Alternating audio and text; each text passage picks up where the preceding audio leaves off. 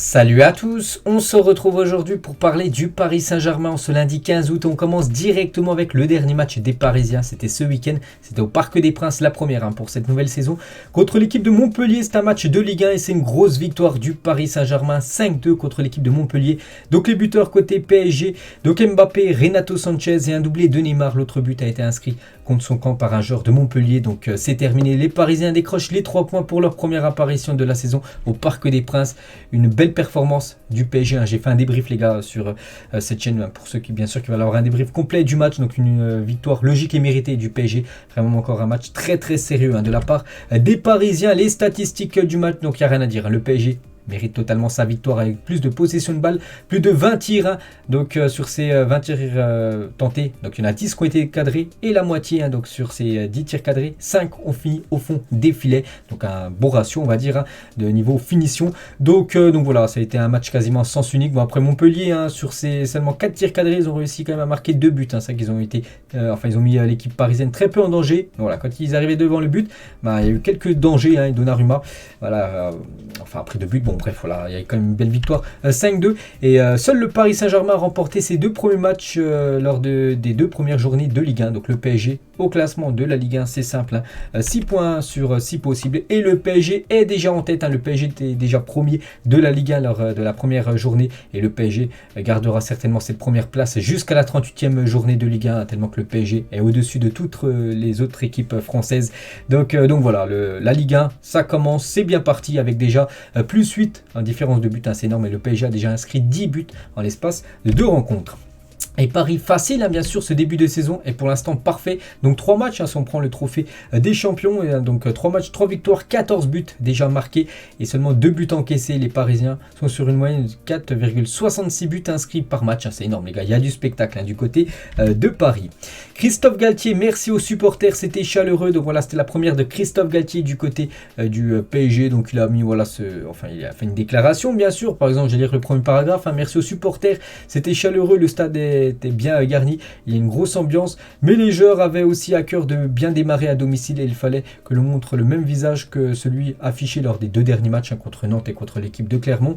Donc voilà ce qu'il a dit, bien sûr il était très content de l'ambiance, que tout s'est bien passé lors de cette première au Parc des Princes pour cette nouvelle saison pour l'équipe parisienne. Et les joueurs du PSG ont présenté aux supporters parisiens le trophée des champions remporté, souvenez-vous, c'était il y a déjà 2 semaines en Israël, donc remporté par le PSG après la victoire 4-0 contre Nantes. Le trophée des champions 2022 a été présenté ce samedi au public du Parc des Princes avant le succès 5-2 face à Montpellier. Donc voilà, un trophée de plus bien sûr à mettre dans la vitrine du côté de Paris. Et toujours sur ce match PSG Montpellier, bien sûr on va parler encore beaucoup de cette rencontre. Donc le 11 qui a commencé titulaire cette partie samedi soir. Donc en gros c'est pour moi le 11 type de cette saison. En gros il a mis les meilleurs joueurs à chaque poste directement titulaire. C'est vrai qu'il faut que ces joueurs jouent souvent ensemble pour préparer la Ligue des Champions, parce que là LDC les gars, ça a commencé début septembre avec la Coupe du Monde. En milieu de saison, il faut que tous les matchs de poule de Ligue des Champions soient finis avant fin octobre. Donc voilà, c'est pour ça que ça va y aller toutes les semaines, mardi ou mercredi, il y aura un match de Ligue des Champions. Et c'est pour ça bien sûr qu'il faut que tous les joueurs jouent ensemble, bien sûr, pour qu'il y ait une connexion avant ces matchs européens. Et on va parler du joueur certainement le meilleur parisien en ce début de saison, c'est lui, c'est Neymar, incroyable. Donc Neymar déjà il a obtenu une note de 8 sur 10 dans le journal L'équipe, c'était la version d'hier au lendemain de la victoire, donc 8 sur 10, ça équivaut à un très bon match. Et dans le site, l'application on va dire SofaScore, on peut voir les notes obtenues par Neymar, c'est sur 10 à chaque fois. Donc contre Montpellier, samedi c'était 9.2, il a obtenu la note de 10 sur 10 contre l'équipe de Clermont, où il avait fait un triplé de passes décisives et un but, et une note de 9.1 contre l'équipe du FC Nantes, donc des notes énormes bien sûr pour Neymar sur cette application SofaScore. Et Neymar les gars, donc il a des notes énormes, c'est parce qu'il fait un début de saison magistral, une masterclass on peut dire. Donc Neymar débute parfaitement sa saison. Donc sur les 3 premiers matchs officiels du PSG, il est impliqué sur 8 buts, donc 5 buts et 3 passes décisives. Incroyable début de saison du joueur brésilien qui a été tant sifflé, tant critiqué la saison dernière. Puis là il commence très fort on peut dire. Donc maintenant à lui d'être constant tout au long de la saison. Et Neymar les gars, depuis quelques temps, quand il marque, vu qu'il marque beaucoup, il fait souvent cette célébration là où il met bien sûr ses mains sur sa tête. Donc il l'a fait samedi, il l'avait fait la semaine dernière du côté de Clermont aussi quand il avait été buteur, le joueur Neymar. Et Neymar, il est sorti avant la fin du match, donc il est sorti à la 89e minute, donc il a joué quasiment tout le match. Et c'était pour recevoir surtout une ovation, donc applaudi par tout le parc à sa sortie. Et ça fait plaisir, parce que lui qui a été, comme je l'ai dit tout à l'heure, il a été sifflé, insulté, hué il y a quelques mois, souvenez-vous. Il y avait Messi aussi qui avait pris pas mal de sifflets à son encontre. Donc maintenant, voilà, ces joueurs sont applaudis par les supporters parisiens. Et ça, bien sûr, ça fait plaisir. On va parler de Kylian Mbappé, premier but de la saison pour Kylian Mbappé qui a enfin joué ses premières minutes aussi officielles, lui qui avait été suspendu et forfait lors du dernier match. Donc il a joué, donc il a eu un penalty à tirer. Le penalty n'a pas été marqué par Kylian parce que le gardien de Montpellier a fait un magnifique arrêt, bon dommage, mais il a été buteur quelques minutes après Kylian Mbappé sur corner. Il a réussi au bout du pied à mettre ce ballon au fond des filets. Et c'est vrai qu'il avait une attitude un peu boudeuse, voilà en gros. Donc Mbappé avait une attitude boudeuse en raison de problèmes personnels. Le joueur a quand même tenu à disputer la rencontre. C'est pour ça qu'on n'a pas vu une fois vu Kylian Mbappé sourire lors de ce match contre Montpellier. Pourtant, il y a une belle victoire 5-2. Il a été buteur, mais voilà, il était dans un mauvais mood. Mais il a été bien sûr décisif, Kylian Mbappé. Bon, après, il a des problèmes personnels, donc en espérant que ça aille bien mieux, bien sûr, pour Kylian, parce que bien sûr, l'équipe du PSG compte énormément sur lui. Donc, par exemple, quand il a marqué, on peut voir que ses collègues comme Hakimi, Sergio Ramos ou même Verratti sont venus vers lui, voilà, pour essayer de célébrer avec lui. On peut voir qu'il les a limite rejeté pour dire voilà, laissez-moi, j'ai été buteur, c'est bien, mais laissez-moi tranquille. Donc voilà. Et Galtier l'a dit, je savais que cela serait compliqué physiquement pour Kylian Mbappé, vu que c'était son premier match depuis quand même quasiment 2-3 semaines, vu qu'il a été forfait et suspendu lors des derniers matchs. Et voilà, Galtier ce qu'il a dit ce qu'il a pu dire par rapport à la prestation de Kylian samedi soir. On va parler d'un autre buteur, c'est Renato Sanchez, en plus buteur et première apparition avec ses nouvelles couleurs en plus au Parc des Princes. Donc il est rentré en jeu, je crois, à la 88e minute, à la 89e minute, il a touché 2 ballons. Un où il a fait une passe, je me souviens très bien, parce que je regardais bien sur le match, et après il était buteur sur son deuxième ballon, incroyable. Renato Sanchez, en plus, je crois, un but du pied gauche, alors qu'il est droitier, donc félicitations à lui. Donc quelques photos de Renato très content, en compagnie de son compatriote portugais Nuno Mendes. Et Neymar était si heureux pour Renato Sanchez après avoir marqué son premier but au PSG. Donc là, on peut voir des sourires, c'est avec l'attitude boudeuse de Mbappé, c'était le seul, parce que sinon il y a eu beaucoup de sourires sur les visages parisiens. Donc voilà, Neymar est parti féliciter tout simplement Renato Sanchez pour son premier but du côté de Paris. Quelques déclarations de Renato. Je me sens très bien après cette soirée, j'ai joué mon premier match ici, je suis trop content et j'ai marqué mon but, je suis heureux, il a également dit, donc sur le but qu'il a marqué. Donc sur le but, Marquinhos me dit monte, après j'ai fait la course, Nuno Mendes m'a donné le ballon, j'ai frappé et ça a fait but. C'était beaucoup d'émotion pour son premier but, en plus au Parc des Princes, donc parfait bien sûr pour ce joueur, bien sûr que le PSG comptera énormément dessus, même si pour moi ça ne sera pas un titulaire indiscutable. Je pense que c'est un joueur qui peut amener déjà toute sa puissance qu'il a, et surtout voilà, de temps en temps remplacer peut-être Marco Verratti qui sera à bout de souffle, et voilà, ramener du punch comme Renato Sanchez bien sûr. C'est très bien pour cette saison du côté de Paris. Et quelques autres déclarations de Renato, le PSG est un club que j'aurais pu rejoindre plusieurs fois, c'était réellement mon désir de jouer en France et au PSG. Il a également dit sur Verratti, que c'est un peu un joueur qui joue au milieu de terrain comme lui. Verratti, j'aime beaucoup son style de jeu, techniquement il est très très fort, c'est un très grand joueur, Marco Verratti bien sûr, personne n'en doute que c'est un immense footballeur, le joueur italien. Et contre Montpellier, Renato effectue donc sa première apparition en rouge et bleu, devenant le 489e joueur de l'histoire du Paris Saint-Germain. Donc il y a eu beaucoup de joueurs qui évolué du côté du PSG. Le 489e, c'était Renato Sanchez. Et on peut voir aussi dans cet article, si vous l'ouvrez, voilà, sur la page officielle du PSG. Donc c'est tout simplement aussi le 15e joueur portugais évolué avec le maillot parisien. Donc là, par exemple, il y en a pas mal. Il y a comme Nuno Mendes, il y a Danilo, il y a aussi Gonzalo Guedes à l'époque, ou même Vitinha qui est joueur du PSG actuellement. Donc voilà, quelques infos sur les Portugais du côté de Paris. Et on va parler de Victor Ferreira, alias Vitinha. Une victoire sur mes débuts au Parc des Princes, incroyable d'être avec toi à la maison. Merci le Parc. Donc voilà ce qu'il a pu mettre sur ses réseaux sociaux par rapport à cette première apparition pour lui du côté de Paris, vu qu'il avait joué seulement à l'extérieur depuis. Nordi Mukele aussi, ses premières minutes et première victoire à la maison. Lui qui est rentré en cours de jeu, il a remplacé, je crois, Sergio Ramos en fin de match. Photo de Mukele, Hugo Ekitike, c'était aussi un nouveau visage que vous pouvez voir du côté du Parc des Princes. Sergio Ramos, donc se sentir bien, donc en gros voilà, deuxième match et deuxième victoire, tout va bien en plus pour SR4 qui fait des belles prestations et les blessures pour l'instant sont loin de lui, donc ça c'est une bonne nouvelle, un joueur bien sûr qui sera aussi très très important pour Christophe Galtier. Kimpembe, il a dit aucun endroit comme à la maison, donc lui aussi content d'être de retour au Parc des Princes, ou même Verratti les gars, content, et Marco Verratti sur les cartons jaunes de Vitinha, je crois qu'il a déjà reçu un voire 2 cartons jaunes à Vitinha lors des premiers matchs. J'ai fait 3 matchs avec 0 carton jaune, donc c'est un exploit pour Marco Verratti. Vitinha a pris ma place et c'est bon, donc voilà, il est content parce que maintenant c'est Vitinha qui prend les cartons jaunes. Bon, voilà, ça va arriver, on le sait, pour Marco Verratti. Et les autres photos, bien sûr, voilà, on peut voir Marquinhos avec aussi Donnarumma. Paris, bien sûr, c'était la première au Parc des Princes, voilà, pour cette nouvelle saison. Et quelle joie de vous revoir sur le Twitter officiel du PSG avec quelques photos de supporters voilà, qu'ils ont pu prendre en photo dans les tribunes, bien sûr, bien garnies. Je crois que je sais pas si vraiment c'est à guichet fermé, mais bon, voilà, je pense pas qu'il restait énormément de place à la vente. Et le fan club Norvège était présent au Parc des Princes. Donc voilà, le PSG, vous savez que c'est une équipe maintenant connue dans le monde entier. Et il y avait un fan, il y a des fans un peu partout, il y avait un fan club en Norvège qui était présent du côté du Parc des Princes, bien sûr, pour regarder cette rencontre. Donc voilà toutes les infos. Donc là les deux matchs de première journée, c'est 2 victoires. Le prochain match, la troisième journée, ça sera un déplacement compliqué, ça sera du côté de Lille. Lille qui a quand même gagné le championnat de France il y a 2 ans, donc voilà, ce sera quand même un gros morceau. Lille PSG, c'est dimanche prochain à 20h45, on aura le temps d'en parler. Puis après le PSG recevra l'équipe de Monaco, donc voilà, c'est quand même deux belles affiches pour le Paris Saint-Germain. 2 gros tests, on va dire, malgré que Montpellier, voilà, Nantes ou même, enfin Clermont, voilà, on va dire c'est quand même des équipes moyennes, voilà, comme Lille et Monaco, ça va augmenter un petit peu d'un niveau. Là on va pouvoir bien sûr voir où on est l'équipe parisienne. On va parler aussi de ce qui se passe aussi actuellement entre Mbappé et Neymar. Une grosse info, Mbappé aurait demandé à la direction du PSG de faire partir Neymar et ce dernier l'aurait appris et normalement il ne devait pas la prendre. Donc ce n'est donc peut-être pas qu'un simple problème de pénalty, parce qu'on va parler, il se passe quand même quelque chose, quelques trucs un peu délicats. Donc Romain Molina, ce journaliste, de temps en temps que je vous relaye un peu ses tweets, il a dit: ce n'est pas un problème de tireur de pénalty au PSG, c'est un souci d'un joueur demandant à sa direction. Donc Mbappé, il a demandé à la direction du PSG de faire partir un autre joueur, donc en l'occurrence Neymar, tout en croyant que ce dernier, donc Neymar, n'allait pas être au courant. Mais le problème, c'est que Neymar l'a su, que Mbappé avait demandé à la direction du PSG que le joueur Neymar quitte le club. Donc voilà ce que dit Romain Molina, c'est quand même abusé quand même que Mbappé a demandé ça, voilà, en interne, et normalement ça ne devait pas sortir et du coup ça a fuité.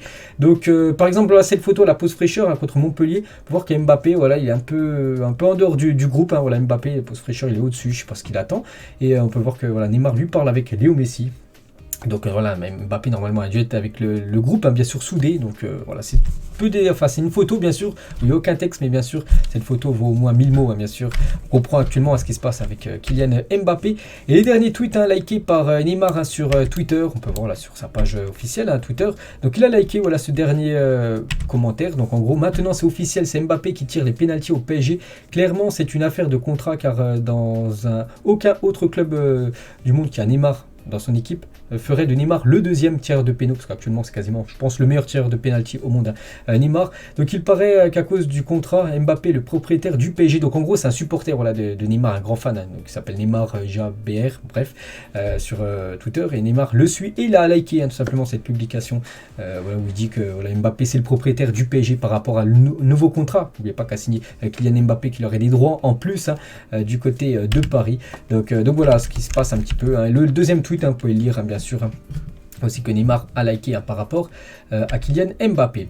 Et le retour du penalty gate à Paris, donc c'est vrai que ça va poser question, c'est que Mbappé a eu un penalty à tirer, le penalty a été arrêté, Neymar a eu un penalty à tirer, il a été marqué. C'est que voilà, entre les deux tireurs, voilà, peut-être ça va poser des questions, parce qu'on sait que c'est 2 joueurs qui visent, voilà, à chaque fois les stats, Le Ballon d'Or aussi, il faut savoir marquer, bien sûr marquer beaucoup de buts, et voilà, un penalty c'est quasiment un but offert, même si bien sûr il faut tromper le gardien. Donc voilà, ça a posé question, ça a posé surtout problème, voilà, à Paris, qui va tirer les penalties.